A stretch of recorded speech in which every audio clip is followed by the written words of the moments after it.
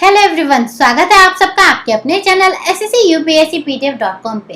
Guys, आज है हमारी क्लास 25 जिसमें हम डिस्कस करेंगे इंटेलिजेंस यानी बुद्धि के बारे में कि कौन कौन से कॉन्सेप्ट है जो यहाँ से आपके क्लियर होने बहुत जरूरी है ताकि आपके एग्जाम में अगर कोई भी क्वेश्चन आए तो आप उसे अटेम्प्ट कर पाए। बच्चों, जो नए हमारे साथ जुड़े हैं उनको मैं बता दूं कि ये हमारी 25th क्लास है। उससे पहले की जितने भी क्लासेस हैं उनका लिंक आपको नीचे डिस्क्रिप्शन बॉक्स में मिल जाएगा।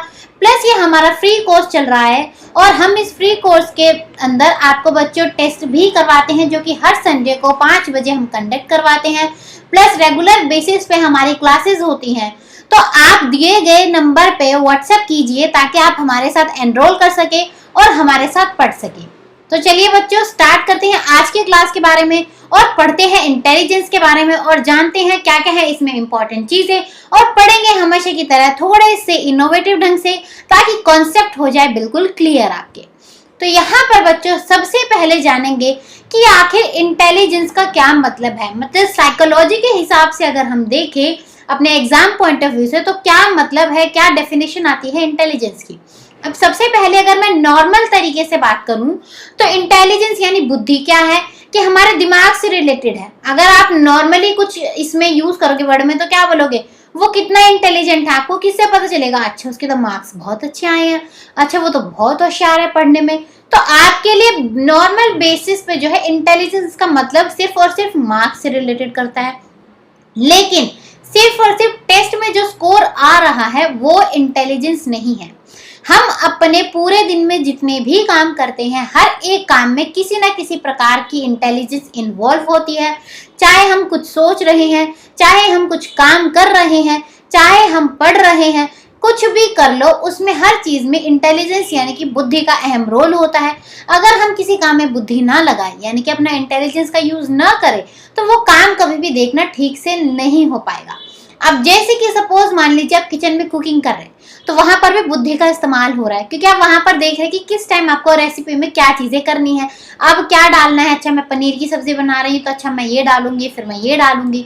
तो यहाँ पर क्या आपने बुद्धि में अपनी सारी चीजें स्टोर कर रखी हैं और आप उसी नॉलेज को आप अप्लाई कर रहे हैं किचन में। तो यहाँ पर भी क्या हुआ, आपके इंटेलिजेंस का इस्तेमाल हुआ है। तो यहाँ से आपको एक चीज क्लियर हो गई कि इंटेलिजेंस का यूज हर जगह होता है।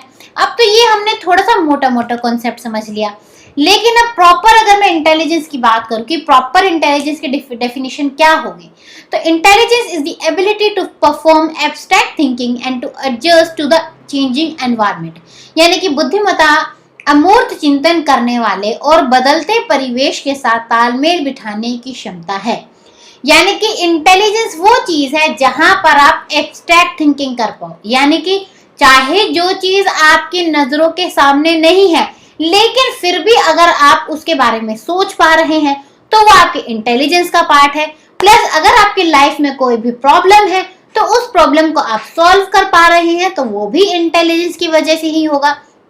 और एक खास बात और कि अगर हमारे एनवायरनमेंट में जो भी चेंजेस हो रहे हैं, हमारे वातावरण में बहुत सारे परिवर्तन हो रहे हैं और फिर भी अगर हम उन परिवर्तनों के साथ जी रहे हैं।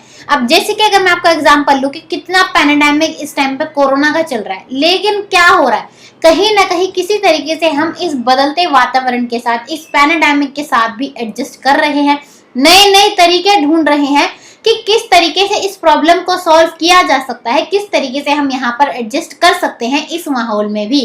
तो यहाँ पर भी क्या हो रहा है बच्चों, हर एक पर्सन अपनी इंटेलिजेंस का यूज कर रहा है। चाहे कोई डेली बेसिस पे एक्सरसाइज कर रहा है, चाहे कोई काढ़ा पी रहा है, चाहे कोई कैल्शियम विटामिन खा रहा है, कुछ भी कह लो, यहाँ पर हर जगह एक पर्सन अपने इंटेलिजेंस का यूज कर रहा है। तो यहाँ से आपको ये चीज क्लियर है कि इंटेलिजेंस के अंदर आती है आपकी एब्स्ट्रैक्ट थिंकिंग, जहां पर आप अमूर्त चीजों के बारे में सोच पाते हैं। दूसरा, आप प्रॉब्लम सॉल्व कर पाते हैं यानी कि समस्याओं का हल निकाल पाते हैं। और तीसरी चीज यहाँ पर जो मेन है कि आप बदलते वातावरण यानी कि चेंजिंग एनवायरनमेंट के साथ एडजस्ट कर पाते हैं। ये तो आपका पूरा कॉन्सेप्ट हो गया कि इंटेलिजेंस का क्या मतलब है साइकोलॉजी के हिसाब से। अब हम बात करेंगे कुछ और के बारे में। एक बहुत महान साइकोलॉजिस्ट हैं P.E. वर्नन, उन्होंने इंटेलिजेंस को कुछ अलग तरीके से डिफाइन किया है। तो अब हम जानेंगे कि उन्होंने इंटेलिजेंस यानी कि बुद्धि के बारे में क्या बातें करी हैं। सबसे पहला कि उनके हिसाब से जो इंटेलिजेंस है वो जेनेटिक कैपेसिटी है, यानी कि ये एक जैविक क्षमता है।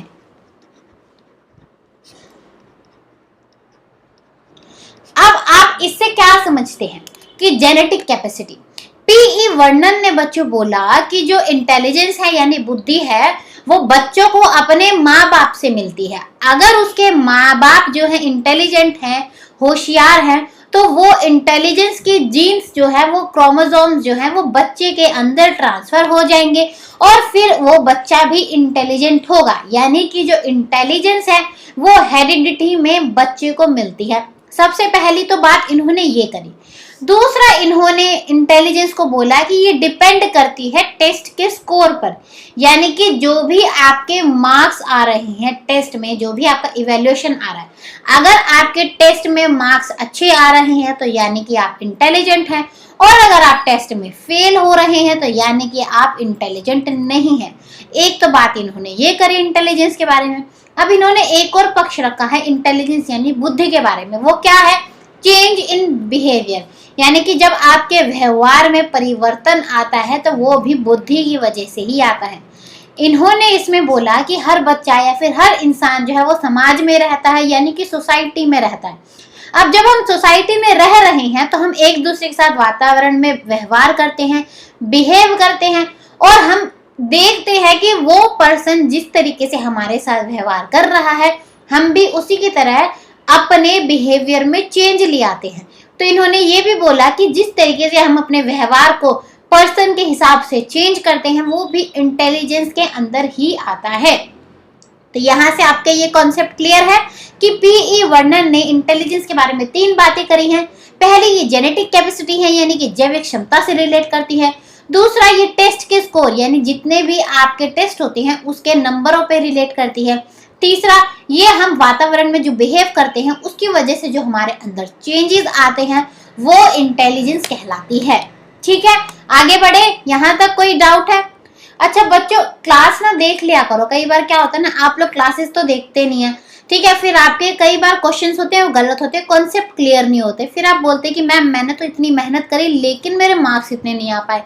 तो देखो, अगर क्लासेस ढंग से नहीं देखोगे, अगर क्वेश्चंस की प्रैक्टिस नहीं करोगे तो कैसे आपके मार्क्स अच्छे आएंगे, किस तरीके से एग्जाम क्लियर होगा। तो इसलिए रेगुलर बेसिस पे क्लास देखा करो, क्योंकि हम रेगुलर बेसिस पे इसलिए ही क्लास कराते हैं ताकि आपका पढ़ाई से लिंक नहीं छूटना चाहिए। ठीक है, अब हम बात करेंगे बच्चों कुछ थ्योरीज के बारे में, क्योंकि इंटेलिजेंस चैप्टर में आपके लिए बहुत सारी थ्योरीज हैं पढ़ने के लिए। तो 1 बाय 1 अब हम उन सारी थ्योरीज के बारे में पढ़ेंगे। और हमेशा जो मैं बोलती हूँ कि हर एक थ्योरी का एक निचोड़ होता है, ज्यादा बढ़ा चढ़ा के थ्योरी को समझ के कंफ्यूज होने की नीड नहीं है। बहुत ही इजी तरीके से आपको थ्योरी को समझाऊंगी ताकि आपका कॉन्सेप्ट पूरा क्लियर हो जाएगा। तो जिस पहली थ्योरी के बारे में हम पढ़ने वाले हैं वो है बच्चों थॉर्नडाइक की मल्टी फैक्टर थ्योरी, यानी कि अराजक सिद्धांत। ईएल थॉर्नडाइक, इसके बारे में तो आपने सुना होगा ना, जो famous trial and error learning theory दी थी। ये फेमस तो इसी के लिए है, लेकिन इन्होंने इंटेलिजेंस से रिलेटेड भी एक थ्योरी दी थी जिसको बोला गया मल्टी फैक्टर थ्योरी। अब इन्होंने इसमें इंटेलिजेंस के बारे में बच्चों 3 चीजें कही कि इंटेलिजेंस जो होती है वो 3 प्रकार की होती है। अब पहली जो इंटेलिजेंस के बारे में इन्होंने बोला वो होती है सोशल इंटेलिजेंस, यानी कि सामाजिक बुद्धि।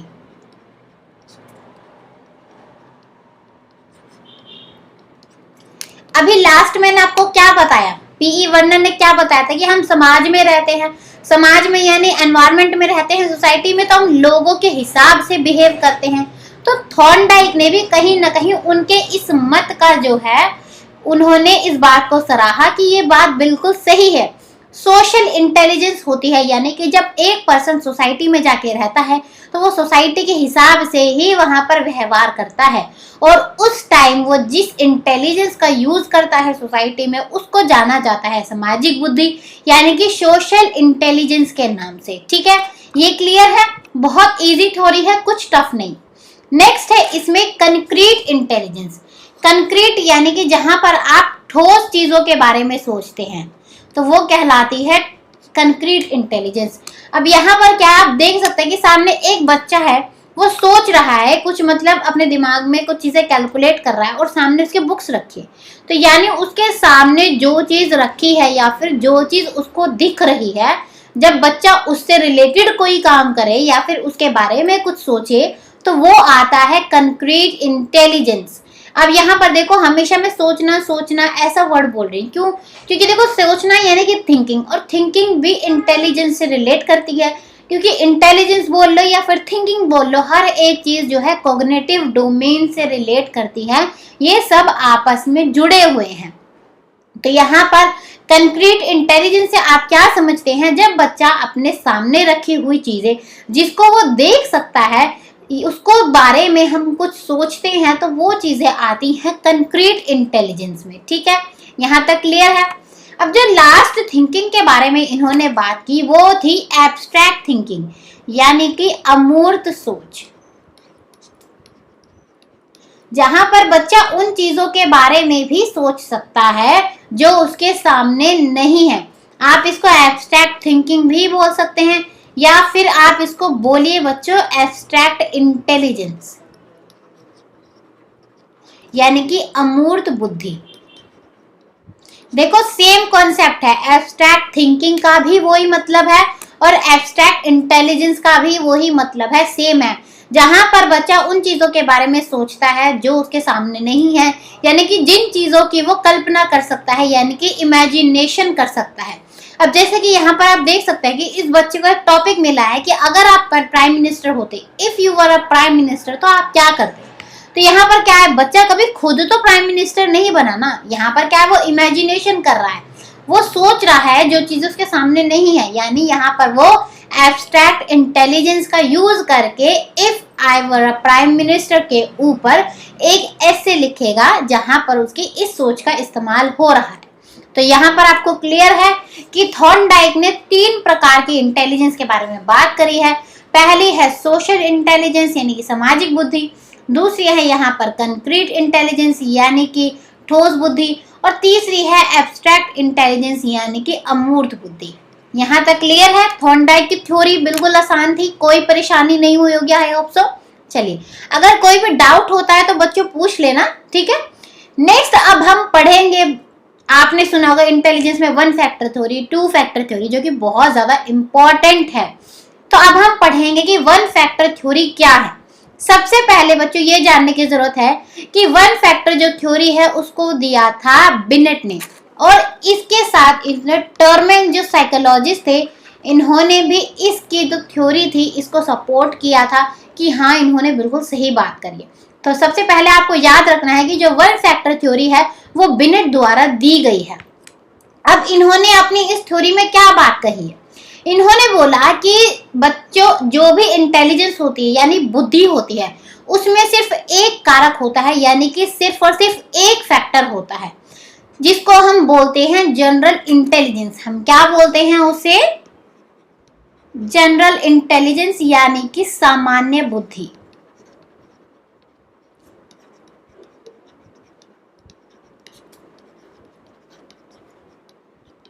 अब यहाँ पर इन्होंने बोला कि जब कोई बच्चा कोई भी काम करता है या फिर कोई भी अडल्ट कोई भी काम करता है, तो वहां पर वो अपनी जनरल इंटेलिजेंस का इस्तेमाल करता है, यानी कि चाहे मुझे खाना बनाना है, चाहे मुझे पढ़ना है, चाहे मुझे खेलना है, चाहे मुझे सोना है, चाहे मुझे मतलब सिलाई करनी है, चाहे कुछ भी काम करना है, हर एक जगह सिर्फ और सिर्फ एक फैक्टर, एक ही तरीके की इंटेलिजेंस यूज होती है, जिसको हम बोलते हैं जनरल इंटेलिजेंस।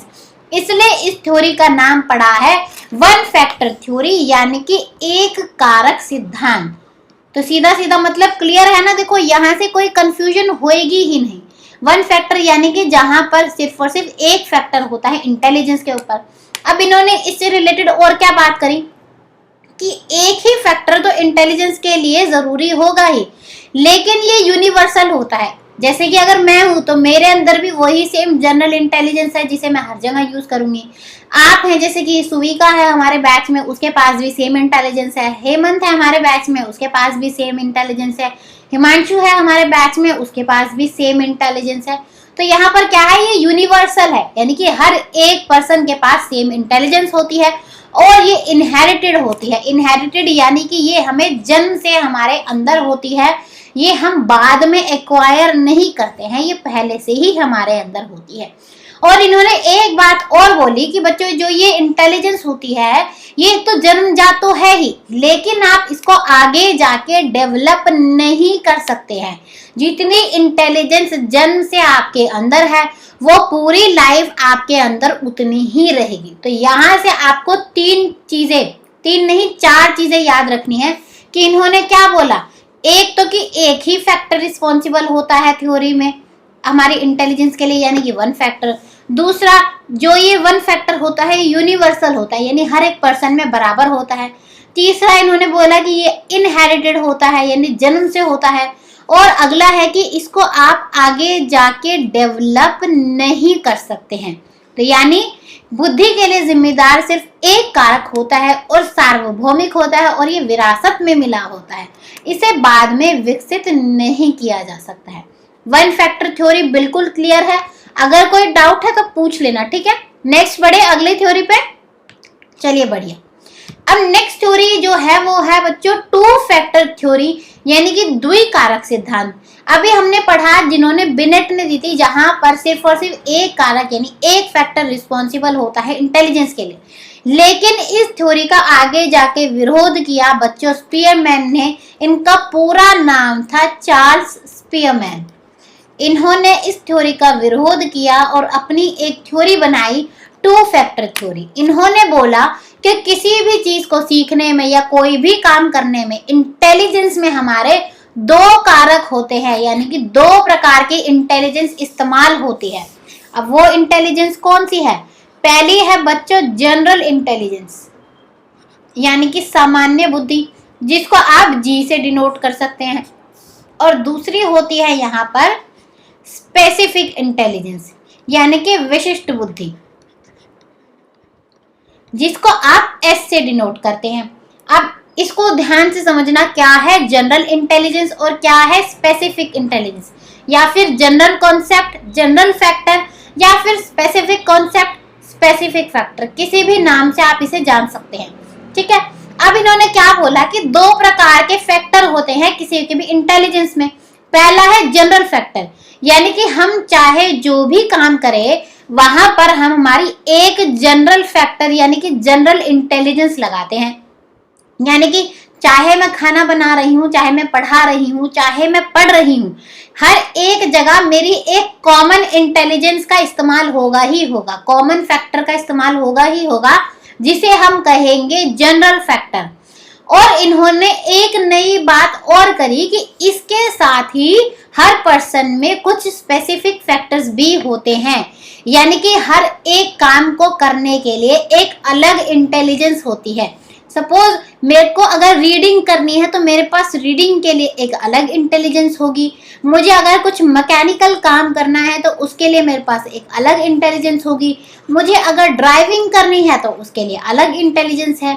अगर मुझे कुकिंग करनी है तो अलग इंटेलिजेंस है। यानी कि हर एक काम के लिए हर एक पर्सन में एक स्पेसिफिक इंटेलिजेंस होती है। और जब भी कोई पर्सन किसी काम को करता है तो वो जनरल और स्पेसिफिक दोनों को मिला के करता है। अब जैसे कि ये हो गया S1, ये हो गया S2, ये हो गया S3, ये हो गया S4। तो अगर सपोज मान लीजिए मुझे रीडिंग करनी है, तो अगर मैं रीडिंग कर रही हूँ यानी किसी भी चीज को पढ़ रही हूँ, तो वहां पर क्या होगा, वहां पर मैं अपनी जनरल इंटेलिजेंस का इस्तेमाल तो कर ही रही हूँ, प्लस रीडिंग के लिए मेरे पास एक S1 नाम की इंटेलिजेंस है, मैं उसका यूज करूंगी।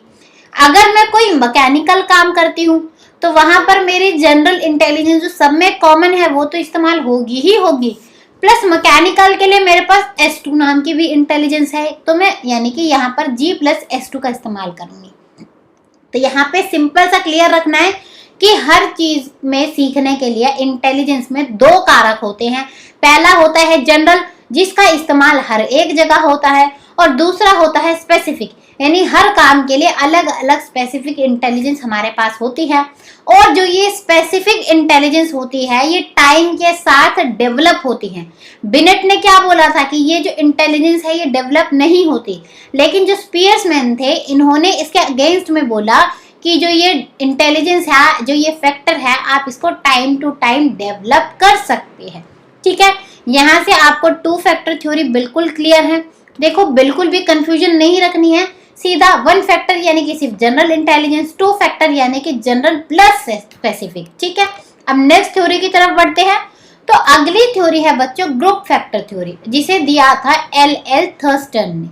अब इन्होंने जो है ग्रुप में यानी कि समूह कारक की थ्योरी दी थी।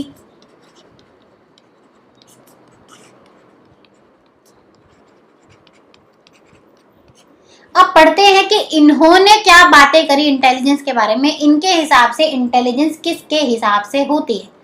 इन्होंने बच्चों इंटेलिजेंस को भी अलग अलग पक्ष में बांटा। जिस तरीके से अभी मैंने आपको क्या बताया, स्पियर्समैन ने बता दिया कि हमारे पास स्पेसिफिक इंटेलिजेंस होती है, यानी हर एक चीज के लिए अलग इंटेलिजेंस होती है। तो यहाँ पर इन्होंने क्या किया, थर्स्टन ने, इन्होंने हर एक स्पेसिफिक इंटेलिजेंस को एक नाम दे दिया कि हमें कोई भी स्पेसिफिक अगर काम करना है, कोई भी विशिष्ट कार्य अगर हमें करना है, तो हम उस वाली स्पेसिफिक इंटेलिजेंस का इस्तेमाल करेंगे। और उनके नाम उन्होंने यहाँ हमें बताए हैं। वहां पर हमें किसी भी स्पेसिफिक इंटेलिजेंस का नाम गिवन नहीं था, बस सिंपली बोला था S1, S2, S3, मतलब अनलिमिटेड ऐसी स्पेसिफिक इंटेलिजेंस हमारे पास होती है। लेकिन यहाँ पर हमें उन कुछ इंटेलिजेंस के नाम मिल चुके थे, इसलिए इसको बोला गया ग्रुप फैक्टर थ्योरी, क्योंकि यहाँ पर फैक्टर्स का एक समूह बनाया था इन्होंने। तो जो सबसे पहले फैक्टर की बात इन्होंने करी थी वो थी बच्चों न्यूमेरिकल एबिलिटी, यानी कि जो संख्या से रिलेटेड हमारी क्षमता होती है उसको बोलते हैं न्यूमेरिकल एबिलिटी। तो जहां पर भी हम मैथ करेंगे या फिर नंबर से रिलेटेड कोई भी काम करेंगे तो वहां पर हम अपनी न्यूमेरिकल एबिलिटीज का इस्तेमाल करते हैं। सपोज आप इकोनॉमिक्स में कोई मैथ्स का क्वेश्चन सॉल्व कर रहे हैं, मतलब कि इक्वेशन का क्वेश्चन सॉल्व कर रहे हैं, तो वहां पर आप अपने न्यूमेरिकल एबिलिटी वाले फैक्टर के इंटेलिजेंस को इस्तेमाल कर रहे हैं। अगर आप दुकान पे सामान खरीदने गए हैं, वहां पर आप हिसाब लगा रहे हैं कि कितना टोटल हुआ, तो वहां पर भी आप अपने न्यूमेरिकल एबिलिटी का इस्तेमाल कर रहे हैं। ठीक है, ये क्लियर है फर्स्ट आपको। दूसरी आती है वर्बल कॉम्प्रिहेंशन, यानी कि जहां पर आप अपनी वाच बुद्धि लगाते हैं। इन्होंने इसमें क्या बोला कि जब भी हम आपस में कनेक्टेड होते हैं, हम कम्युनिकेशन करते हैं, एक दूसरे से बात करते हैं, तो बात करना यानी कि वर्बली इंटरैक्ट करना, वाच करना, इंटरैक्शन भाषा के थ्रू करना। तो जहां पर भी हम लोगों से बात करते हैं तो वहां पर हम अपनी वर्बल कॉम्प्रिहेंशन नाम की इंटेलिजेंस यानी इस फैक्टर का इस्तेमाल करते हैं। उसी के द्वारा हम प्रॉपरली दूसरों से कम्युनिकेट कर पाते हैं। ठीक है, क्लियर है। बहुत आसानी से समझना, हर किसी का मतलब कंफ्यूजन माइंड में नहीं क्रिएट करनी है, क्योंकि बच्चों को जो है अक्सर थ्योरीज में कंफ्यूजन होती ही होती है। ठीक है, अब नेक्स्ट है यहाँ पर स्पेशियल फैक्टर। स्पेशियल फैक्टर में क्या बोला गया कि यहाँ पर बच्चा जो है इमेजिन करता है चीजें, मतलब माइंड में स्पेस के बारे में इमेजिन कर लेगा, चाहे वो किसी शेप के बारे में इमेजिन कर रहा है, जैसे यहाँ डायमंड बना है, या फिर कुछ भी माइंड में अगर चीजें बच्चे इमेजिन कर रहा है तो वो आती है स्पेशियल फैक्टर के अंदर। तो यहाँ पर आप लिख सकते हैं कि जब बच्चा इमेजिनेशन करता है तो वो आता है स्पेशियल के अंदर। नेक्स्ट है यहाँ पे आपका परसेप्चुअल फैक्टर। परसेप्चुअल में क्या होगा, यहाँ पर बच्चा किसी भी चीज के बारे में अपनी एक सोच बना लेता है।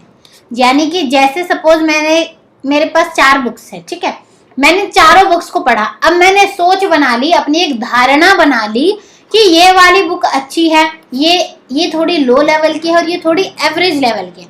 तो यहाँ पर क्या हुआ कि मैंने यहाँ पर अपना परसेप्चुअल फैक्टर इंटेलिजेंस का यूज करा कि मैंने किसी भी चीज के बारे में अपनी एक धारणा, अपनी एक सोच बना ली है। ठीक है, क्लियर है। नेक्स्ट होती है इंडक्टिव रीजनिंग। इंडक्टिव रीजनिंग मैंने लास्ट क्लास में पढ़ाया था आपको, यानी जहां पर बच्चा स्पेसिफिक टू जनरल का यूज करता है, जहां पर बच्चा छोटे छोटे काम में लगे हुए इंटेलिजेंस में जो भी कॉमन होता है वो निकाल के एक रूल बना लेता है कि अगर मुझे आगे चल के और कुछ ऐसी सिमिलर सिचुएशंस मिलेंगी तो मैं वहां पर सेम रूल अप्लाई कर दूंगा। जिन बच्चों को इंडक्टिव रीजनिंग का कॉन्सेप्ट अगर क्लियर नहीं है तो बच्चों आप लास्ट क्लास में जाके देख सकते हैं, वहां पर मैंने इसको बहुत ही अच्छे तरीके से एग्जाम्पल के साथ समझाया है। तो यहाँ पे नेक्स्ट आपके अगर कुछ आप इंडक्टिव तरीके से सोचेंगे तो वहां पर आप अपने इंडक्टिव रीजनिंग वाले फैक्टर का इस्तेमाल करते हैं। यहाँ पर लास्ट है आपके लिए मेमोरी, यानी जहां पर भी आप अपनी बुद्धि का इस्तेमाल करें, कुछ भी चीज याद कर रहे हैं, कुछ चीजें समझ रहे हैं, तो वहां पर आप आपकी मेमोरी का इस्तेमाल करते हैं। तो यानी यहाँ पर बात हो रही है बुद्धि के फैक्टर की। मेमोरी यानी कि बुद्धि, इंटेलिजेंस यानी कि बुद्धि, दोनों बिल्कुल सेम है। ठीक है, यहाँ पे क्लियर है आपको ग्रुप फैक्टर थ्योरी। अगर अभी मैंने जितनी भी थ्योरीज आपको पढ़ाई हैं, अगर किसी भी थ्योरी में कोई कंफ्यूजन है तो पूछ लेना, क्योंकि बहुत सारी थ्योरीज हैं इंटेलिजेंस में, तो कंफ्यूजन क्रिएट नहीं होनी चाहिए। आज के लिए हम इतनी ही थ्योरीज पढ़ेंगे, बाकी जो थ्योरीज है उनके बारे में हम डिस्कस करेंगे नेक्स्ट क्लास में। और अभी फिलहाल छोटा सा क्वेश्चन आंसर राउंड कर लेते हैं, ताकि आपके कॉन्सेप्ट कितने क्लियर हो गए हैं उनका नॉलेज मुझे मिल जाए और आपकी प्रैक्टिस हम और ज्यादा बेहतर तरीके से करा सके। तो चलिए स्टार्ट करते हैं अपना छोटा सा quiz round. So the first question for today is कि अभी मैंने आपको स्पीयरमैन की थ्योरी के बारे में पढ़ाया था, यानी कि टू फैक्टर थ्योरी। उसमें इन्होंने जी फैक्टर का जो है इस्तेमाल किया था। तो जी फैक्टर का फुल फॉर्म क्या होगा आपको मुझे वो बताना है। मैंने आपको अभी एक्सप्लेन किया था। ऑप्शन ए ये होगा जेनेटिक फैक्टर, ऑप्शन बी ये होगा general intelligence,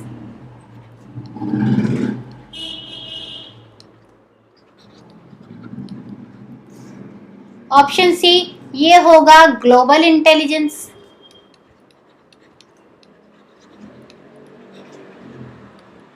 and option D ये होगा जनरेटिव इंटेलिजेंस। चलिए सब बच्चे आंसर करेंगे कमेंट बॉक्स में। क्या बात है, नवरात्रों में सारे बिजी हो गए क्या? लास्ट वीडियो में कमेंट ही नहीं किए हैं। ऐसा थोड़ी काम चलेगा, कमेंट नहीं करोगे, आंसर्स नहीं दोगे तो फायदा क्या है क्वेश्चंस पूछने का। चलिए नेक्स्ट क्वेश्चन है आपके लिए। One factor theory was given by, किसने दी थी one factor theory? Option A Spearman, option B Thurstone, option C Binet, option D Terman. ठीक है, नेक्स्ट क्वेश्चन है आपके लिए कि आपने ट्रायल एंड एरर की थ्योरी के बारे में पढ़ा है, उसको दिया था E.L. थॉर्नडाइक ने। तो यहाँ पर आपको मैं कोई ऑप्शन नहीं दूंगी। तो E.L. थॉर्नडाइक ने इंटेलिजेंस से रिलेटेड कौन सी थ्योरी का निर्माण किया था? आप उस थ्योरी का नाम मुझे बताएंगे कमेंट बॉक्स में, प्लस आप मुझे बताएंगे कि उन्होंने कौन सी 3 प्रकार की इंटेलिजेंस के बारे में बात की थी। No options for this question. ठीक है, तो इन 3 क्वेश्चंस का आंसर आप मुझे करेंगे कमेंट बॉक्स में। आज के लिए आपके लिए 3 क्वेश्चन ही काफी है। इनसे मुझे आइडिया हो जाएगा कि आपको कितनी चीजें क्लियर है और कितना आपके नॉलेज में गैप रह गया है। चलिए बच्चों, अब मिलेंगे अगली क्लास में। अगर आपको हमारी क्लास पसंद आती है तो और ज्यादा अपने बच्चों के साथ, फ्रेंड्स के साथ शेयर करें, प्लस ज्यादा से ज्यादा जो है वीडियो को लाइक करें, कमेंट करें, प्लस अगर चैनल आपने सब्सक्राइब नहीं किया है अब तक तो चैनल को सब्सक्राइब कर लेना। तो चलिए मिलेंगे अब अगली क्लास में, तब तक के लिए thank you and good bye.